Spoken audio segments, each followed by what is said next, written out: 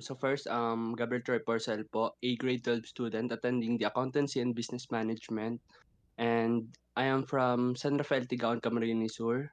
So I'm attending the San Rafael National High School. So yun po. So ang kinakabalan ko po ngayon is bookkeeping po. Yun po. Yun know, Hmm. So, ABM ka. Ilang taon ka ngayon? 18, 19? 18 po. Ah. Grade 12, graduating. Yes po. Yun, congrats. Malapit na yan. Anong tanong? Unang tanong mo. So yung tanong ko lang po, ano po ba need kong ano, since medyo matagal na din po, ilang months na din po ako nag-aaral ng bookkeeping, pero halos paikot-ikot lang po talaga ako kasi di ko alam kung ano ba talaga yung kailangan na skills para yung parang ready na talaga siya parang sumabak sa freelancing since marunong na din naman ako po mag-ano, marunong naman ako ng journal, posting journal, mga gano'n po, yung mga simple lang pero di ko pa din po talaga alam kung ready na ba talaga akong sumabak or gano'n po, basta gano'n. Okay. Salamat sa tanong mo, Gabriel. At alam nyo guys, napakasaya ko, Gabriel, napakasaya ko na ganyang edad din ako nagsimula nung ganyanan din, nung magsisimula pa lang ako ng freelancing. ABM din ako that time. Yes. Ikikwento ko sa... Sumali ka ba ng webinar? Hindi. Hindi po. Okay, okay. Sige. Okay lang. May batch 2 naman. Okay. Ulitin ko lang yung ni Gabriel. ABM student siya ngayon. Ah, may alam na siya sa accounting kasi accountancy business management yung strand niya. Ang tanong niya ay ano pang next step na gagawin para masabi niyang handa na siya na maging freelance bookkeeping. Tama ba, Gabriel? Yes po. Yun. Okay, napakagandang tanong. At basta masaya, sobrang saya ko na buti na lang nag-live ako. At matutulog akong nakasmile ngayon. Kasi nung araw, magkikwento ko Gabriel para magkaroon ka ng idea kung anong gagawin mo. Sige po. Nung araw, grade 12 ako. Pagka-graduate ko ng grade 12, working student ako. Tapos modular yon dahil gawa ng pandemic. Sa panahon ko, 4 years ago, wala akong kaedad na nagsimulang mag-freelance bookkeeping. Wala akong kakilalang kaedad ko. Wala akong reference kung possible bang maging freelance bookkeeper ang senior high school graduate lang. Wala. No idea ako 4 years ago. Napaka walang idea ko kung pwede ba yon. At wala akong mapagtanungan kahit na kakapost ko sa mga FB group, kakapost ko sa mga community. Wala talaga akong mahanap na kaedad ko na ABM student din na mag-freelance bookkeeping. Kaya wala akong reference. Wala akong mapagtanungan. Kaya tuloy, yung mga network ko ngayon, ahead sa akin ng 10 years ang edad, 20 years ang edad, 30 years ang edad, ahead sa akin. Kaya sila yung mga nakakabanding ko. Dahil wala akong idea kung pwede bang maging senior high school, pwede ba maging freelance bookkeeper yung senior high school graduate o may alam sa accounting. Wala akong choice kundi sundin yung path na kung anong available resource nung araw, nung panahon ko. Ang available resource lang nun is, alam ko ang accounting, parehas tayo Gabriel, para alam natin yung accounting end-to-end cycle. Yes po. At nag-enroll lang ako ng isang course na pang may alam sa accounting. Yun ang una kong ginawa. So, nag-enroll ako ng QuickBooks Online, tapos nag-build ako ng portfolio, nag-build ako ng network, apply, tapos na-referan ako ng client. Pero iba ang pagkakasunod-sunod ng ibibigay ko sa yung tips kung paano mo masabing handa ka na to deploy as a freelance bookkeeper.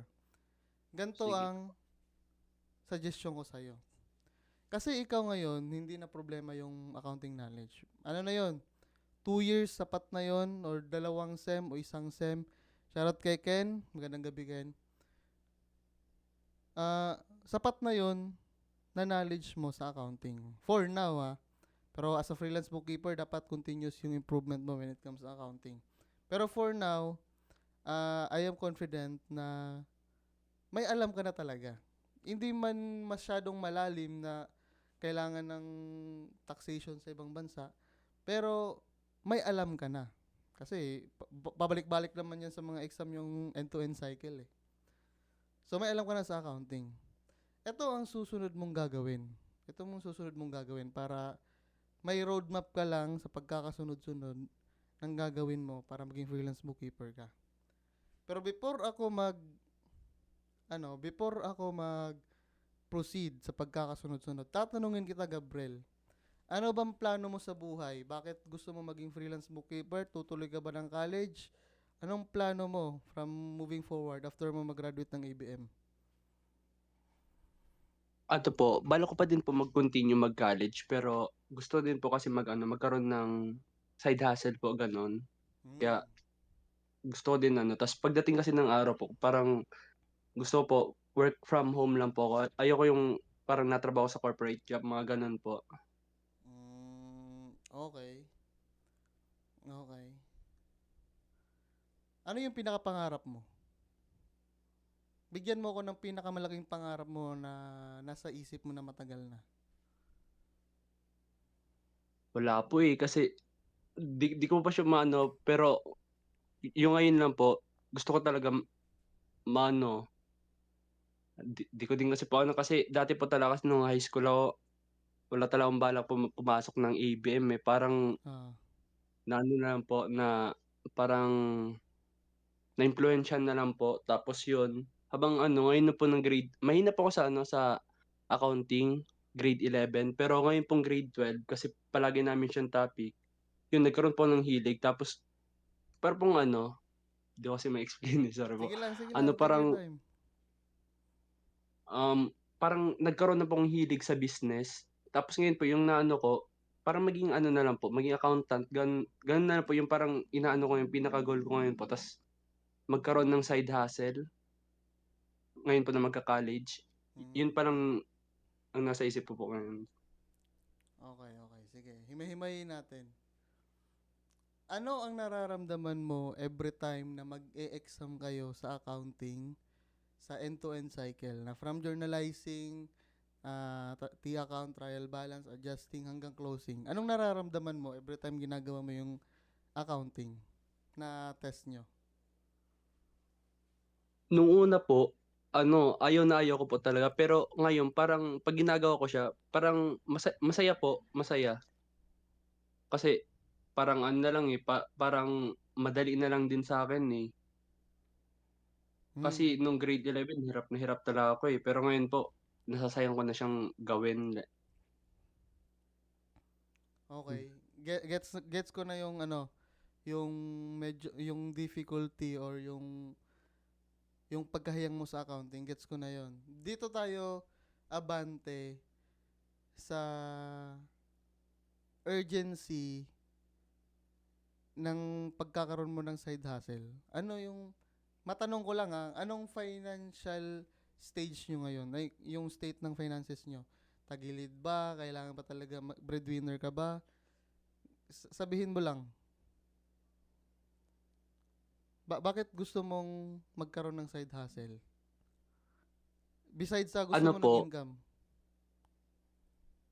yung reason ko lang okey naman po kami, financially stable naman po yung ko lang po ngayon is gusto ko po mag-earn na ng pera yung galing mismo sa'kin kasi parang naano din po ako 'pag humihingi ako sa magulang, gano'n po. Gusto mo tumayo sa sarili mong paa, ganun, in simple terms. Yes po, Okay. Gusto mo maging independent.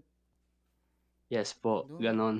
Ganyan din ako nung bata ako eh. Nagmamadali akong maging independent. Pero walang mali doon. At least, you have a sense of responsibility na sa sarili mo pa. Okay, masaya akong naikwento mo yon. Ha, wala kang hindi masyadong burden sa finances. okay ka sa accounting, okay, ito ang mabibigay kong roadmap para sa'yo. Unang-una, dahil magpo-proceed ka ng college, at ito, last tanong, accounting pa rin ba kukunin mo sa college? Yes po. Yon, okay. Kailangan ko kasing malaman yung information na yan. Okay, kung kompleto na yung information na kailangan ko, G na ako.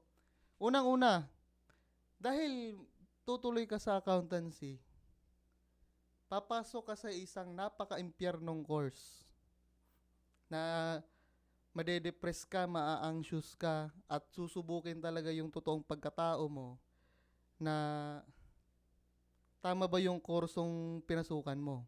Nasa course ka na ganyan. Nasa course ka na, hindi kita tinatakot pero nasa course ka na maka-question mo yung sarili mo kung bakit mo pinasok yung course na yan o para sa'yo ba yan. Nasa course ka na ganyan. Pero naka-decide ka na, walang problema doon. Darating naman talaga tayo sa ganong punto. Ang gusto ko lang ipunto sa'yo, Gabriel, ang accounting na course takes a lot of energy. Hindi ko nire-recommend na mag full-time kang freelance bookkeeper. Yun pa lang, X na. Okay magka-side hustle, pero mas okay yung flexible, at least 4 hours per day, maximum na yon. Max na yon. Non-negotiable para sa akin kung ako yung nasa sitwasyon mo. Non-negotiable. Tapos magka-college ka pa, first year, second year, magfo-full-time ka niya sa eskwelahan. Tapos pag magfo-full-time ka pa sa work, ano na social life mo? Ano na family time mo? Ano na ang buhay mo? Ano pa ang tulog mo? Yun ang unang ko sa'yo. Unang ipupunto ko sa'yo. Imposibleng mag full-time kang freelance bookkeeper na full-time ka rin college student. Yun ang una kong ipupunto dahil hindi madali ang pinili mong kurso. Okay? Yan ang una. Dahil nabanggit ko sa'yo na hindi madali yung kurso, hindi kita tinatakot. Kaya tinanong ko rin yung finance stage nyo. Kasi gusto kong malaman kung hindi ka talaga freelance bookkeeper, makakapagpatuloy ka ba ng eskwela? Wala naman palang problema, stable naman pala kayo. Di, proceed ka na. It's your optional na lang talaga maging freelance bookkeeper, pero walang mali na ipurso mo yan kasi at least pagka-graduate mo, may experience ka na talaga real life. It's your advantage din naman. Unang-una, kailangan mong malaman at ma-realize na you're taking a course that is energy, high maintenance when it comes to energy. Pangalawa, choose the right time zone. Di ko alam kung dati kasi nung nag-BSA ako, kailangan buong araw andun kami sa school. Di ko lang alam sa school na pag-e-enrollan mo kung part-time ka lang bang mag-aaral o full-time ka rin sa school mo. Depende kasi yan sa university at sa college, di ba? Pero ito, piliin mo ang tamang time zone at mag-enroll ka sa tamang time zone din. For example, BSA ka pero gusto mo pang gabi. Masasuggest ko sa'yo, ang trabaho mo pang umaga. Para hindi mag-conflict. Wala ka ng energy nun pag panggabi kang BSA, tapos panggabi din yung work mo. Para baka mabaliw ka nun. Pag pang umaga rin yung pag-aaral mo, tapos afternoon yung available mong work, pwede kang mag-UK. Piliin mo yung time zone na mag-fit sa pag-aaral mo at saka sa pagbubookkeeping mo. Pwede mo rin i-consider yung Pilipinas. May client din ng Pilipinas. May kliyente din akong local client. So siguro may 4 kang choice na obvious. US, Australia, UK, at saka Philippines. Pili ka nun. Pag nakapili ka na, focus on one software. Okay? Ako yan. Ako palagi yan. Pag focus on one software, ako naaalala nyo dyan. Pag naka-decide ka na ng country, mag-search ka kung anong majority ginagamit nilang software doon, mag-focus ka lang sa isang accounting software. Focus. Okay? Huwag aralin sabay-sabay dahil iba-iba ang software ginagamit per country. So, isang country lang, sapat na yon, malaking market na yon. After mong malaman yung software, build ka na ng portfolio. Mag-apply ka ng internships, build ka ng portfolio, mag-content ka, at i-expand mo yung network mo. Tama tong ginagawa mo, na nag-show up ka sa community, nagsasalita ka in public, at unti-unti mong nilalabas yung sarili mo sa comfort zone mo. Nasa tamang landas ka na. Ang gawin mo na lang, maintain mo yan, tapos continue ka to public yourself pa para mag-build ka ng credibility. Lastly, if na-meet mo na yung mga requirements na yon, you can apply for direct clients or agency na hindi nangangailangan ng experience. Doon ka pwede magsimula. Or pwede ka maging VA na hindi accounting, na hindi kailangan ng experience. Pwede din ganun. Maraming path eh. Pero yun yung pinaka-roadmap na masasuggest ko based sa kwento mo sa akin. Any follow-up question? O baka may gusto kang i-clarify? Malinaw ba? Yes naman po. Ano po, wait. Ay, ito, ask ko lang po. Since ngayon po, yung parang ano ko po, target ko po, yung US clients po. At kailangan ko pa po bang aralin yung taxation doon? Hindi siya for now. Alam nyo, wait lang, may pakita ko sa inyo. Ay, hindi, wala pala dito. Alam nyo, may buong libro ako ng US taxation. Nag-enroll ako. Kasi kala ko, magiging relevant siya. Freelance bookkeeper na ako nung umattend ako nito sa BGC na event. Hindi ko siya nagamit ni kailan. Pero, it's a good resource para ang pinaka na, ano ko doon, natutunan, at least, na-i-align ko yung chart of accounts sa taxation ng US. Yun lang ang ano ko. Pero hindi siya ano talaga like kailangan mo siyang hindi mo siya kailangang aralin for now. Pero bookkeeper ka lang, hindi ka hindi ka tax agent. So, hindi mo masyadong dapat i-overthink 'yan. At least yung IRS na ano niya for recording purposes. Soft copy wala eh. Ano yun eh, binayaran namin talaga sa mismong event. So yun, any follow-up question? Ano, masaya akong naisip mo na yung gawin mo ngayon. Pagpatuloy mo lang. Dati wala talagang mapagtanungan. So, nung panahon ko, napakabata ko pa, nagpo-post ako sa community. Wala talagang nagre-reply. Wala din. Lahat ng mga network ko guys na related sa accounting, matatanda lahat sa akin. Pag nagsasali ako ng mga event, ako yung pinakabata. Tinatawag na lang ako ng bunso palagi. Pero dahil andyan na si Gabriel, baka siya na yung pinaka magpapalit sa akin as bunso. Welcome Gabriel, at proud ako sa iyo na nag-step up ka at inaaral mo talaga yung papasukin mo. Proud kami sa iyo. Patuloy ka lang. Tanong, baka may tanong ka pa. Ano po, let's say po may client ka na sa US. Mm. Tapos yung software na, 'di ba po ang ginagamit mong software doon is QuickBooks. Mm. Ano pong usual or common na trabaho mo sa ano Categorize po mo sa na. like sige po. Same lang din ng pinakaunang cycle ng ng accounting. Ano ba pinakaunang steps sa cycle ng accounting? Ano po, identification po ng transaction. Tapos kasunod. Ganun po. Journalizing na po, tas posting to ledger. Yun din yun, yung Mga magiging ganun. trabaho mo. Kaso nga lang, naka-software na. Mas madali na. Yun lang din yun. Kung anong nasa cycle, yun din yung ginagawa mo. Pero mas makatutok ka nga lang sa first three. Identification, journalizing, at saka posting sa trial balance. Kasi kapag na-categorize mo na yung transaction sa software, automatic na kasi yung mapupost sa sa ledger. Tapos magiging trial balance na siya agad, tapos magiging financial statements na siya agad. So hindi mo na siya kailangan manualin. Tapos yung journalizing naman, hindi siya palaging nangyayari kasi kapag dumaan na siya sa bank account ng client, ika-categorize mo na siya diretso. ano na agad, ah, itatag mo na lang siya nung expense siya or anong i-identify mo na lang kung anong klaseng transaction siya. So, yun yung usually ginagawa.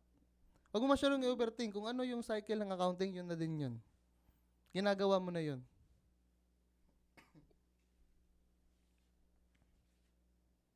Parang ayaw maniwala ni Gabriel, guys. Tanungin mo pa si Ken. Totoo yung sinasabi Sige ko. po.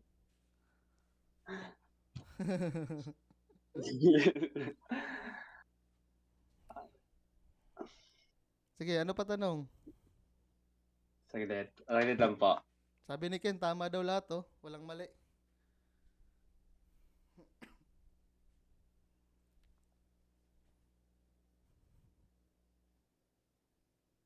Yung ano po, yung mga di ko po pala kung anong tama yung term ko. Yung ano po yung yung booklet, yung ano lilininis daw po yung ano, Ah, clean up. ano yung Clean up yang tawag opo doon. gano'n. Ah, accounting cycle pa rin. Kaya napaka-importante ng nalalaman mong accounting fundamentals. Gamit yan pag ganyang mga project. Huwag mong i-overthink kapag pag alam mo na yung isang software na kailangan mo tapos na i-combine mo yan sa fundamentals of accounting, yun na rin yung susundin mo. For example, pag clean up, pag hindi mo alam yung transaction, syempre kailangan mo ng assistance ng client. Client, ano bang transaction tong mga ganito? Ko-consolidate mo. Pare-parehas ng mga memo. Example, nakalagay utility billing, water. Tapos tatanungin mo si client, anong mga transaction tong may memo na utility billing water? Ano yan? Tubig yan na pang-inom namin. No? Na-identify mo na yung transaction, i-record mo na siya tuloy. Ganon lang din yun. Ano? Basta, accounting cycle pa rin. Shoutout kay Hotcake na nasa TikTok. Kasi yun na din yun, Gabriel. Kung anong nalalaman mo ngayon sa accounting na manual, mas madali yan pag magsusoftware ka na. Sundin mo lang yung roadmap, huwag mong madaliin. Hindi mo kailangan malaman lahat in one go. Pero magme-make sense ang mga sinasabi ko pag mag-aral ka na ng pinaka-software talaga. Kung anong gusto mong software na tahakin. Kung QuickBooks Online, for the go ka na. Mag-ano ka na, aral ka na, tapos at least level 1 na QuickBooks certification. Hi, Hernie! Good evening. At most importantly, Gabriel, pag may client ka na, mas tumambay ka pa dito. Pagtutulungan ka namin lahat kung may tanong ka. I-share screen mo dito sa Discord yung yung mga hindi mo maintindihan. Tulungan Sige ka po. namin lahat. Si Ken pa lang tutulong sa'yo, nako, solve ka na.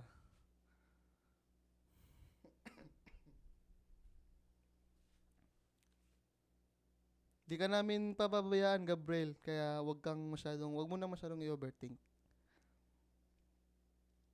Nasa tamang landas ka. Nasa tamang landas ka.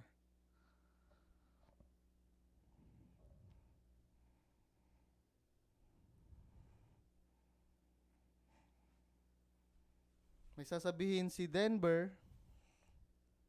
Oh guys, baka may advice kayo kay Gabriel. Ken, Denver, Jess, baka may gusto kayong parting advice kay Gabriel.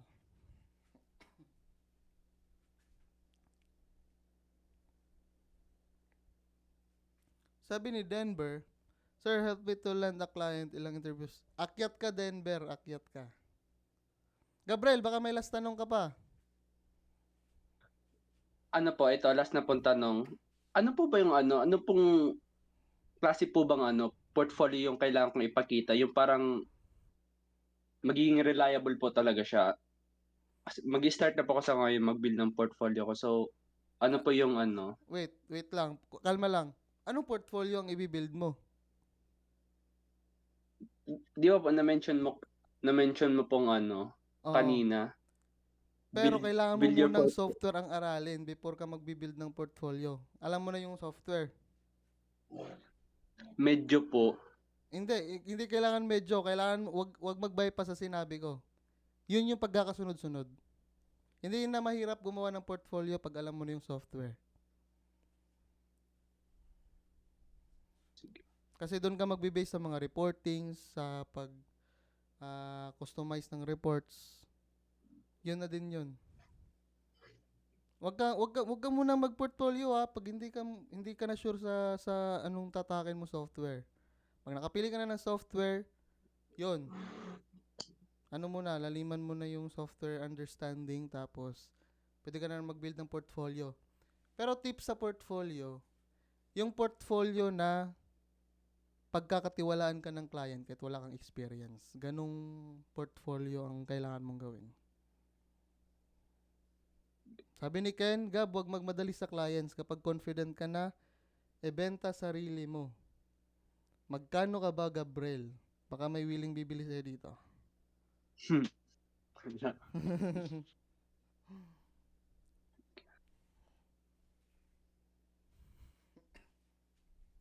Sabi ni Hernie sa So, TikTok, in-depth muna. Wag muna magmadali. Excited na kasi si Gabriel eh. Ikalma mo lang, hindi po. Gabriel.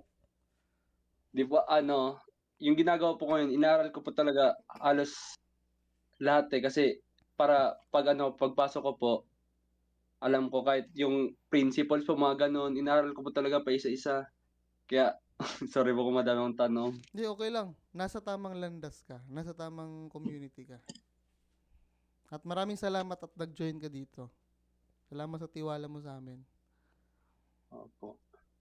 So, yun lang naman po tanong ko. Siguro po 'pag may mga tanong na, join na lang ulit po ako dito. Mm. So, May yun lang batch pa naman tayo po. sa ano, how to be a freelance bookkeeper kung gusto mo lang mag-join Sige po. next week. Para mas may kwento ko pa kung anong mga context. So, yun lang naman po. Baba na po ako dito, Sige po. Thank you so So much. po, Denver, akyat ka na. Ikaw na naman gigisahin ko. Di joke lang. Sabi ni Hernie sa TikTok, Gabriel, one of my greatest takeaway. Nagfi-fail tayo kasi nagsushortcut tayo at nagra-rush tayo. Huwag magmadali. Huwag magmadali.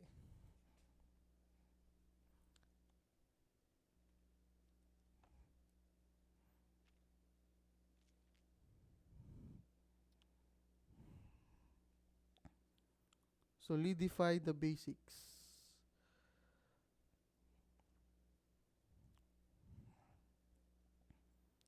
At saka yung OJT mo, pagbutihin mo Kasi pwede na portfolio din yun. Gawin mong soft copy yung magiging certificate mo. Tapos i-store mo somewhere.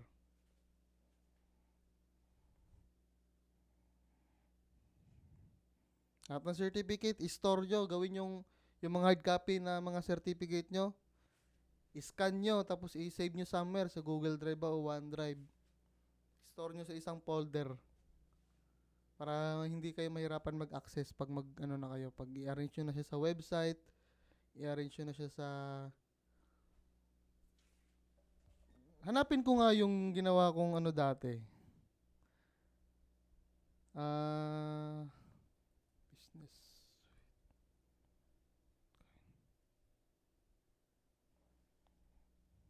Yun. Alam nyo ba guys, wait lang, pakita ko sa inyo. Sobrang bata ko pa nito nung ginawa ko to. Yun no, dito pa pala to. May ginawa akong website gamit ang Google Sites. Gusto nyo bang makita? Ayaw nyo ata eh. Kung ayaw nyo, edi wag. Ay, joke lang.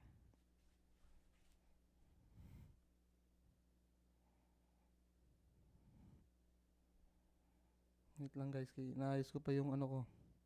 Screen. Screen capture. Tapos window. Tapos Chrome.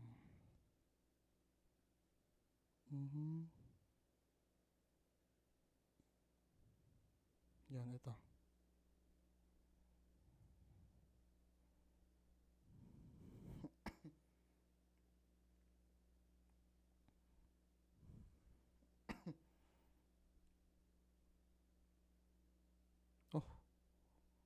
Wait lang.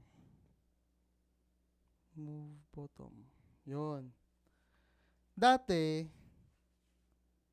marunong akong gumawa ng website. Ngayon, marunong din naman ako. Ito yung ginamit ko dati pag i-storan ko ng portfolio ko. Yo. Ako yan, no? Nung bata pa ako, Business with Kyle. Google Sites. Helping B2B optimize their finance tracking systems to maximize revenue and cash flow. Ako yan. Oh, may mga pag ganun-ganun pa yan, no? Mga GIF. Our services. Diba? Ganun ako creative dati, pero hindi naman to nagamit eh. Nag-effort lang ako. Yun, reconcile deposits. Yun, may mga accurate records brings profit. Ang galing ko, di ba? Ay, hindi pala nakikita sa Discord, no? Wait lang. Yun.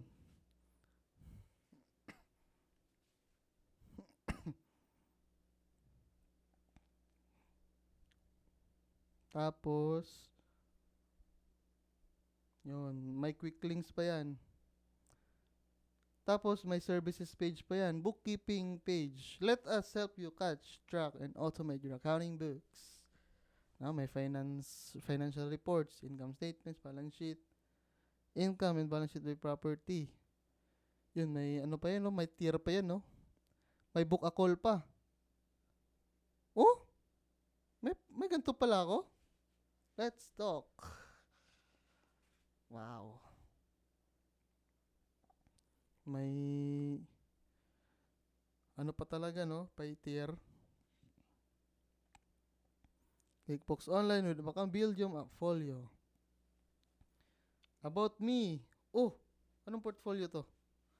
Yun, yung nasa LinkedIn nyo. Diba? Portfolio ko, YouTube channel. May ginawa pala akong ganito dati. Lupit yan, guys. For today, Oops! Bawal makita. Kung gusto nyo makita, check nyo yung YT channel ko. Baby pa ako dyan, no? Napaka-totoy pa.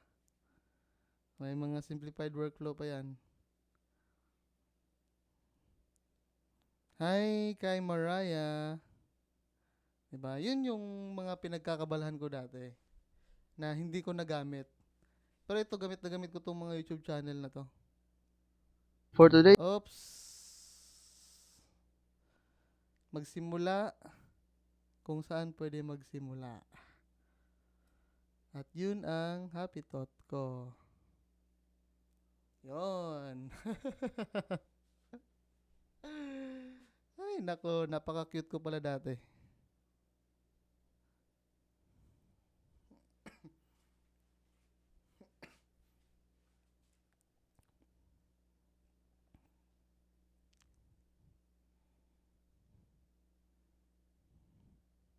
Tumaba lang onti. Dahil ngayon 2026, tatrabuhin kong pumayat talaga. Like for real. May purpose yan kung bakit ako nagla-live na nakatayo. Hindi nyo ba namalayan na ba't nakatayo to mag-live? Anong trip nito? Kasi gusto ko pumayat.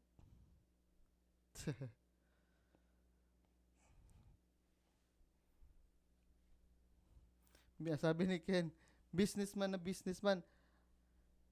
Alam nyo, eto, re-reveal ko sa inyo. Ngayon, dito naman na tayo, nakatambay din naman ako. Alam nyo guys, negosyante talaga ako. Negosyante yung palaging lugi. Wait lang.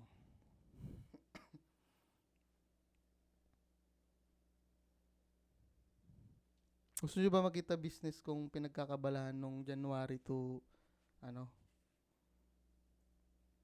Gusto nyo ba makita?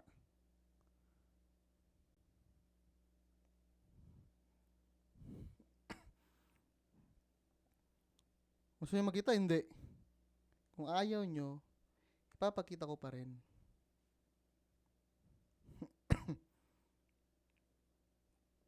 Google Chrome.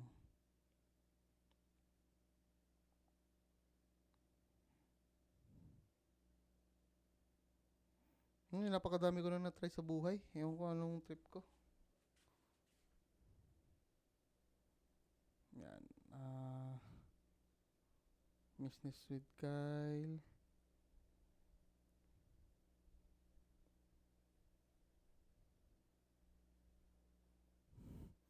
Hindi, ang tawag dyan, client simulation. Hernie, tama yung ginagawa mo, actually. Yan dapat.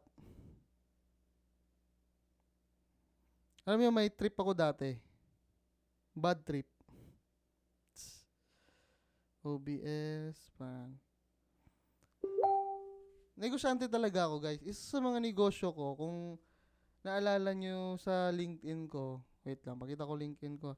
Confirm nyo nga kung nakikita nyo yung page, yung ano ko, yung screen ko. Confirm nyo please. Nakikita nyo ba screen ko?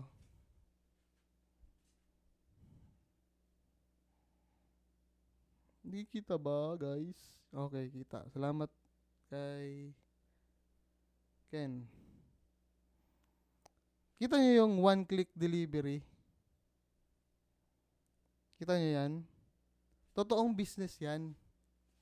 Sinimulan ko yan nung March pala siya. March siya officially nga nagsimula. Pero sinimulan ko pa siya last 2024. Mga November ata or December. Eto siya.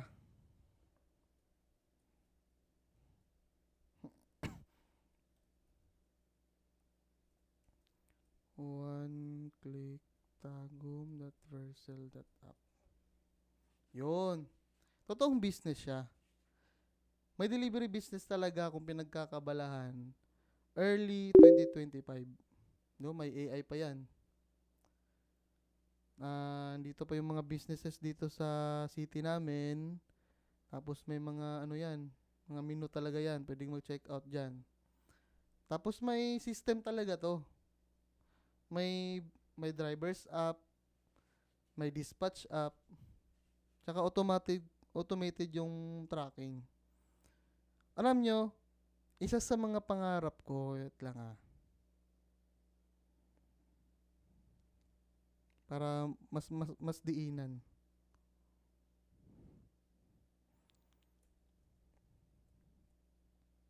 Alam nyo, isa sa mga pangarap ko talaga,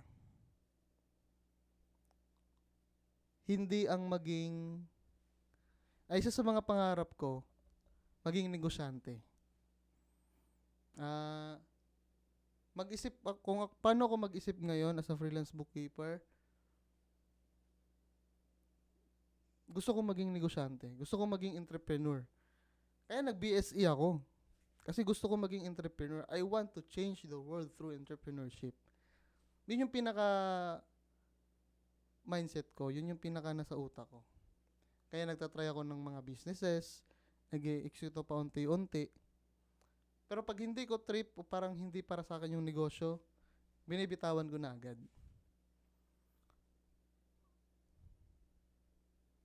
Palagi ako nababagsak dito sa community na to. I mean, palagi ako nababagsak dito. May mga kwento kasi yan. Maraming beses na ako nag-execute ng business. Marami na.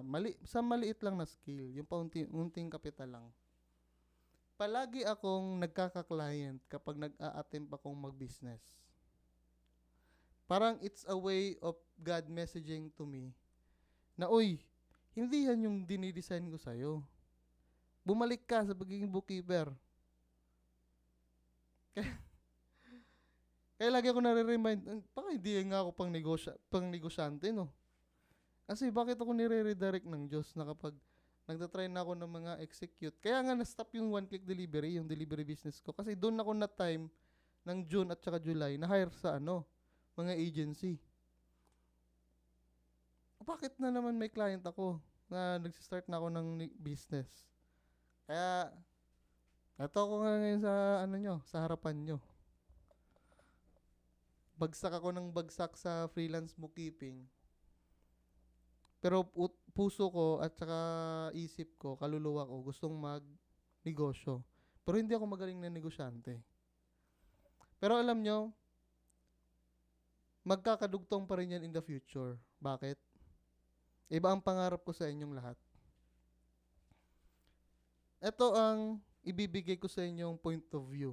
Onti lang nanonood eh. Mas maganda para hindi halata yung agenda natin sa community natin. Alam niyo, hindi lang to community yung ginagawa natin.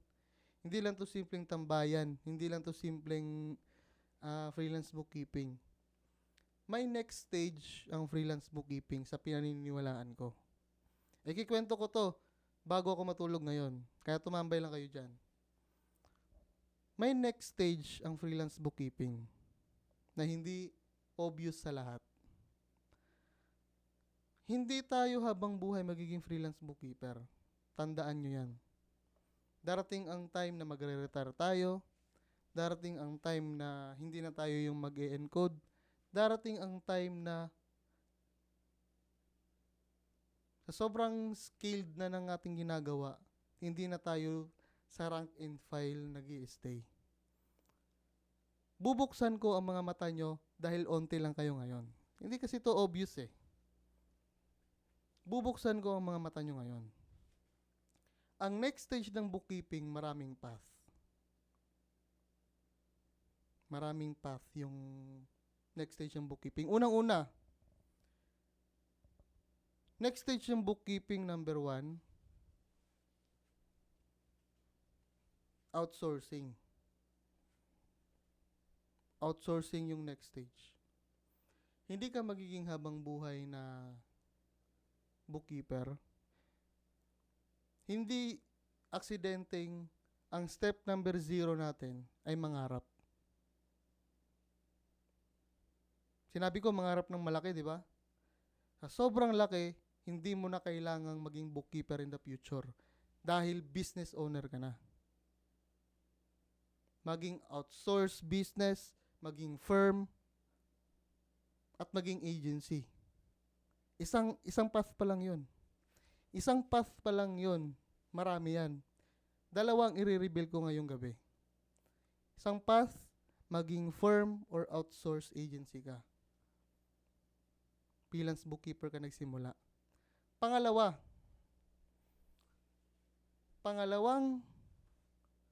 path mo sa freelance bookkeeper kapag na mas malaki pa sa scale as a freelance bookkeeper ay ang entrepreneurship. Ang Pilipinas ay naghihingalo sa walang kaperahan. Aminin na natin yan, napakahirap ng bansang Pilipinas. Kahit anong gawin mo sa bansa natin, dahil sa bulok na sistema, it makes so hard sa mga normal na manggagawang Pilipino na umusad at guminhawa ang buhay. Pero bakit posible sa freelance bookkeeper ang guminhawa ang buhay? I-reveal ko sa inyo bakit. Kasi yung ekonomiya natin as a freelance bookkeeper, hindi nakatuon sa bansang Pilipinas lang. Nagpapasok po tayo ng dolyar sa ating bansa. At dahil dolyar ang pinapasok natin sa ating bansa, kapital na natin yun. Kapital na natin yun. At tayong mga freelance bookkeeper at pag maayos tayo humawak ng pera, tayo yung mga kapital tuloy sa ating bansang Pilipinas. Dalawang option lang yan na nire-reveal ko pero marami pa yan. Maging outsource firm ka na business or maging totoong entrepreneur ka na galing ang kapital mo sa freelance bookkeeping. Hindi natin kaya baguhin ang ating bansang Pilipinas sa pagiging freelance bookkeeper lang. Sa gantong community lang.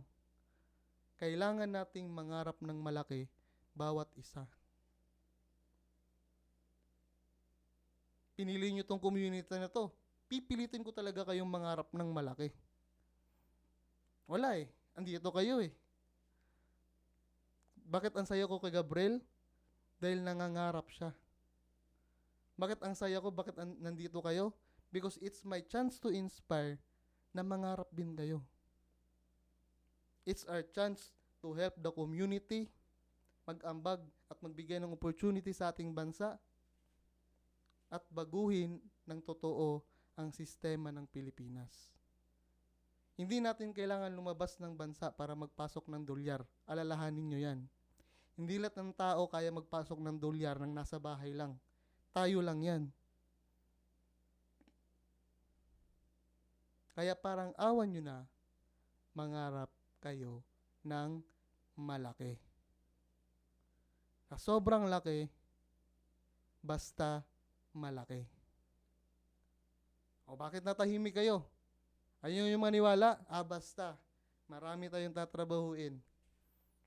Basta andito lang kayo sa community, mangangarap tayo ng malaki.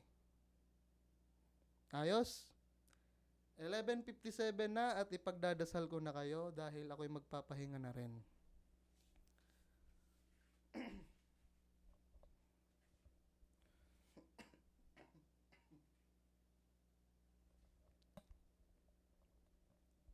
Ayun yung maniwala ata.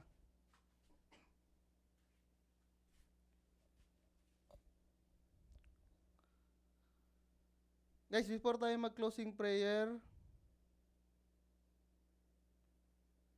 join kayo sa ating Discord community na nasa TikTok.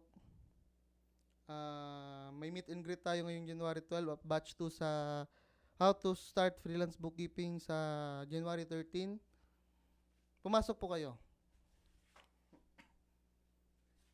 Mangarap tayo. At useless yung pangarap natin pag walang Diyos.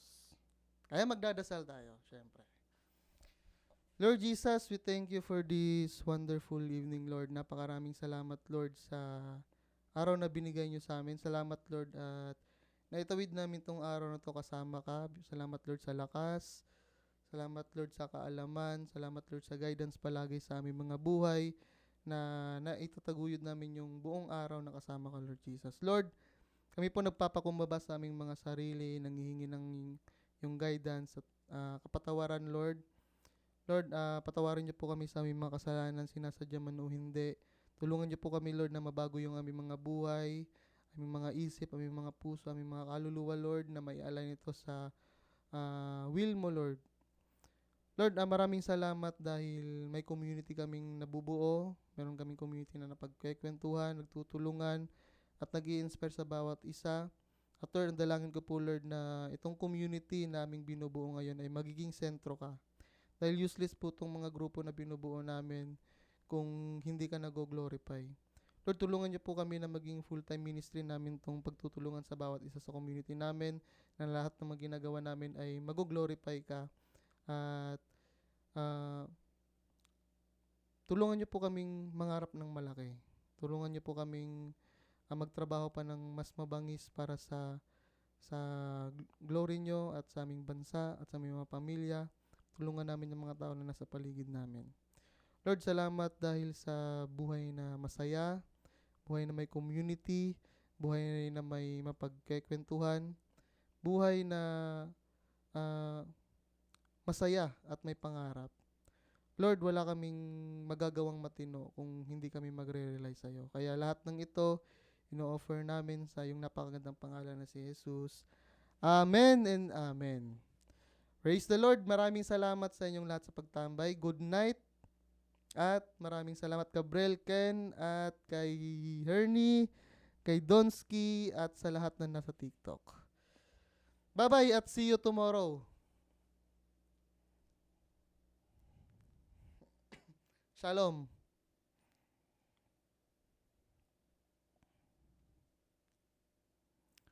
Discord link po nasa profile ko. Thank you po. Shoutout din kay John Billinario at kay Aiki. Bye-bye po.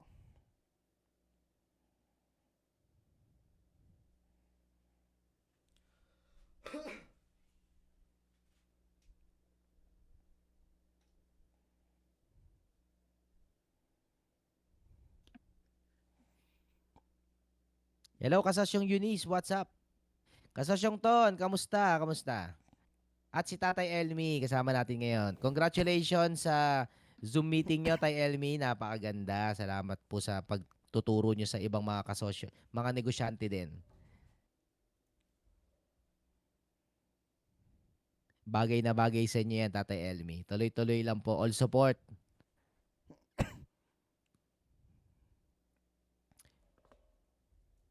Kasosyon Tricia, hello po kasosyo. Bagong pasok lang po. Hello kasosyon Tricia, welcome po.